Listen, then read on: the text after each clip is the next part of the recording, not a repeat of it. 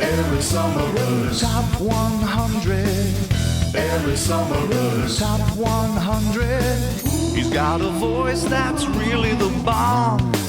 He'll make a choice that'll aggravate Tom. I hate to spoil it, but when all's said and done, Merchant of Venus gonna be number one. Barry Somerville. Top 100. Yeah. Welcome back to my Top 100, where my favorite games are ranked. I'd like to take this opportunity to apologize if you think any of my selections stank. Here's number 20 to 11. Number 20, Can't Stop. Number 20 is a classic Sid Sackson push-your luck game called Can't Stop. You've got 4 dice, you roll them, you pair them up into values, and you are trying to advance your tokens on this stop sign-shaped board. They have different values, and there's more spaces for the numbers that are more likely to be rolled on 2 dice. Whoever claims 3 columns by working their tokens all the way up to the top first wins the game. It is dead simple. I can play it with just about anybody. I've played this a lot on iOS, a really nice implementation of that app, but the physical version is also quite nice. In fact, this is the newest Griffin Games release, which is great. I mean, you can't really complain at all about this. Plays quickly, simple to learn, push your luck, can't stop.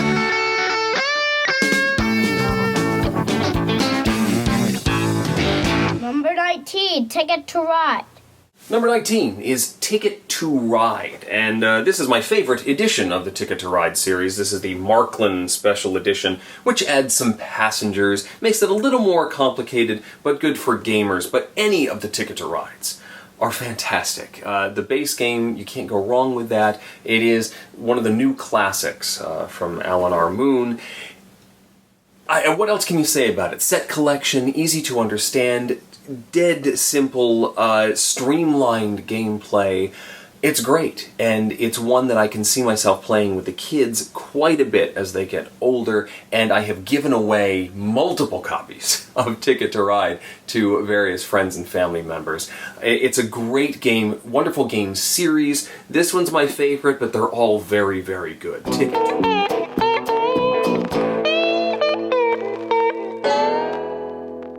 Number 18, Logistico. It's possible you're seeing a theme here in this upper tier of games that I really appreciate the distilled mechanisms of various types of games. And Logistico, my number 18, is a distilled pick up and deliver game.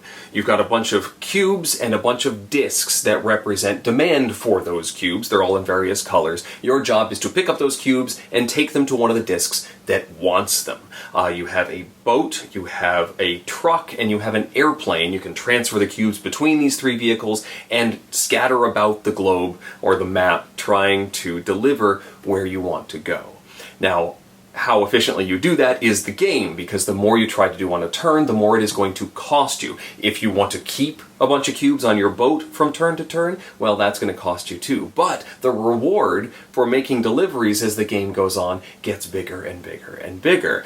I love this game, and I don't understand some people's dislike of it. This is a really neat game if you give it a chance. Terrific, thinky, puzzly pick up and deliver game.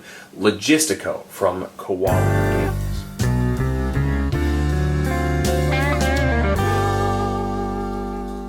Number 17, Imperial. Another heavy box up next. There is a lot of wood in Imperial, a lot of ships and cannons. You've got a map of Europe, and you are playing one of these sort of war profiteers, an investor in a city-state, and you're purchasing stock in those city-states, and whoever has the most stock controls it. And now you're doing actions like increasing your fleet and moving your pieces around the board and taking over other territories. And the larger your empire, the more it will pay out. This is a rondel game from Mac Gerdts, which means it has a circular action track, and you are moving along that track. You have sort of limited options on a turn as to what you're able to do. So planning, do you speed around that thing to get to the couple of actions that are really important, the ones that score ultimate victory points, or do you keep things slow and make it a little easier to make progress, earn some resources, or pay out your investors, which is also quite important. And if you do things well, you personally as a player may get a little bit of a kickback that you can use to invest in other territories. It's an intricate web of a game, and Imperial is really neat. If you are into stock games, Imperial has a nice extra layer of board management, board position attached to it. Very cool, Imperial.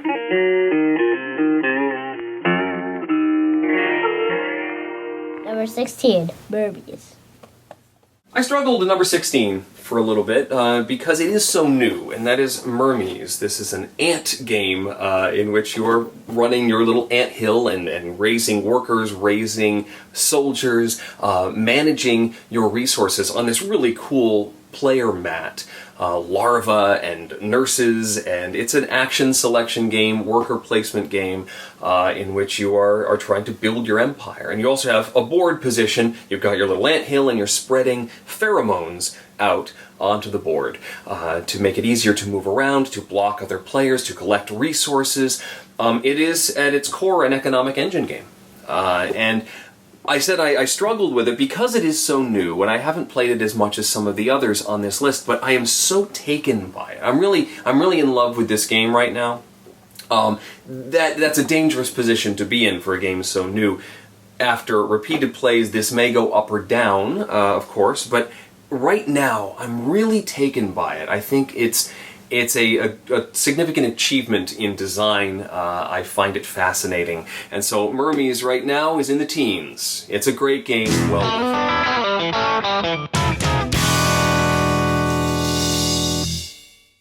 Number 15, Snowtails. From time to time, I do enjoy a good race, and Snowtails from the Lamont Brothers is such a unique racing mechanism. It is a snow sled dog racing game, and you've got a sort of a little figurine. You have to have a piece on the board that represents your guy on the track, and it's sort of a variable board, so every time you play it can be a little bit different. But you also have a token, a little player board in front of you that represents your two sled dogs, and you are playing cards, numerical cards valued from 1 to 5, onto these two dogs. Now, if you have equal values on the dogs, you pull in a straight line. You also have a brake, and so it's the your dogs minus your brake. That is your speed as you move along the track. But if there's a differential between the two dogs, you drift, and that is how you steer in the game. And these are curvy tracks. You need to drift in order to make progress in the game. And so that element, that difficult puzzle, is what fascinates me about Snowtails. It's really cool, but it's also not that bad to introduce to a family gamer. It's intuitive. I mean, you make one dog pull harder, you're going to go this way. And so I've had a lot of success playing this with new players, in addition to me being very excited to play it. This is another one I need to bring out with the kids soon. Maybe not quite right away, a little farther along the line. But Snowtails, really cool racing game, very unique racing game.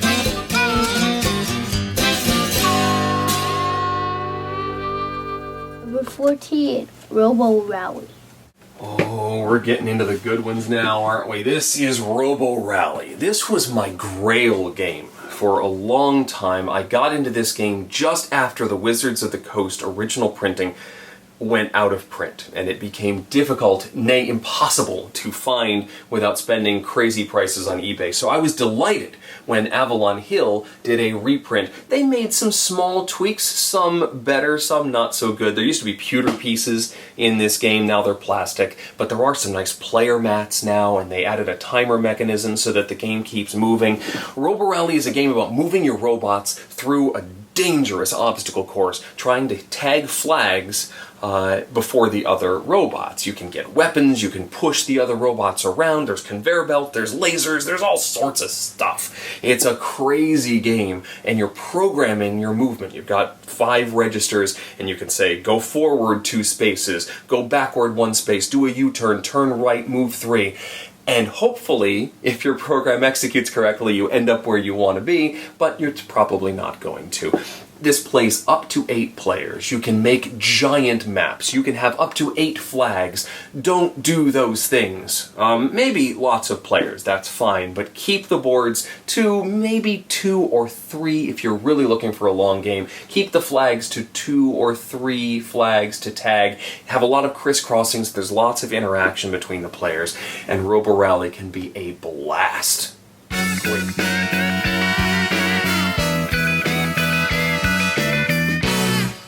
Number 13, Age of Steam. Number 13 is a little bit of a weird selection because I don't actually have that version of the game in my collection. It is Age of Steam, the Martin Wallace train game where you're building routes around and tracks, and you're trying to deliver cubes to the cities that want them.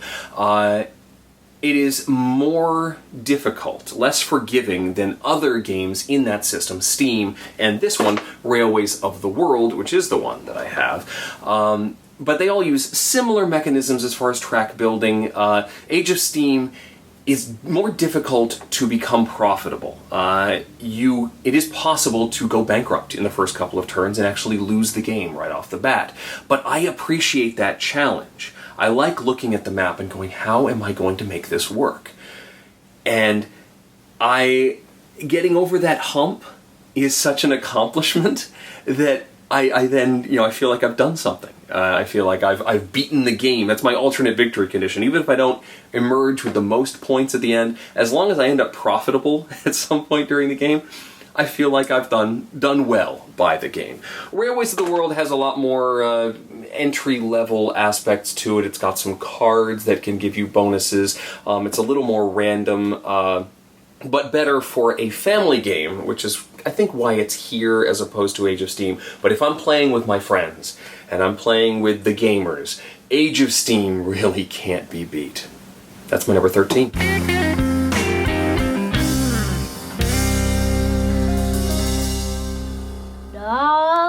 Number 12, Attica. Number 12 is Attica.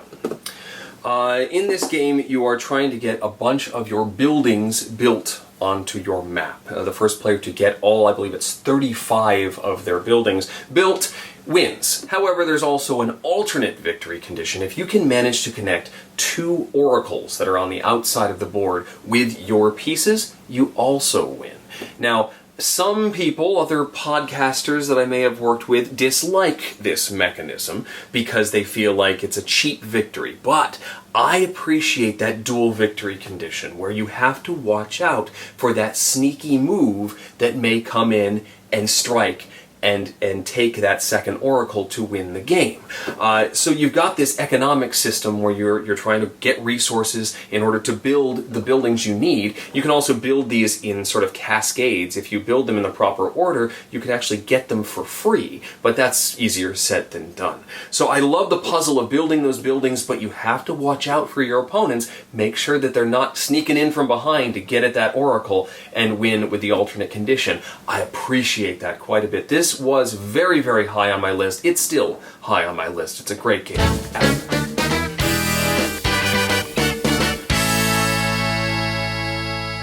Number 11, Indonesia. I have an affinity for Splotter titles. I sort of appreciate their mechanisms, and Indonesia is the top of the list for those titles. Indonesia is sort of a pick-up and deliver game, although I guess you are delivering these things. You are running either a farming network or you are running a transportation network, sometimes both. You're purchasing these companies, you are merging these companies together to become larger and larger, you're expanding your fields, and you're delivering goods to the cities that are on the board. Goods like rice or siap faji, which is microwave curry, I believe. And oil is one of the commodities, and these are being produced by the various farms. And if a city gets a certain amount of each of the commodities on the board, it grows and its demand increases. And so trying to play with that and get these cities to grow so that you can deliver more of your stuff to the cities is part of this game. It's a very deep thinky economic game. There's a lot of bidding, there's auctions, merging of these companies can be kind of tricky. But again, I appreciate the crunch of this game. I think the board is nice. It's not the easiest to use, but that's fine. I'm okay with that. Indonesia, it's worth a look if you enjoy the deeper Euro games. It is expensive, but I think it's something that you should at least play once and then maybe track down if you like it. Indonesia.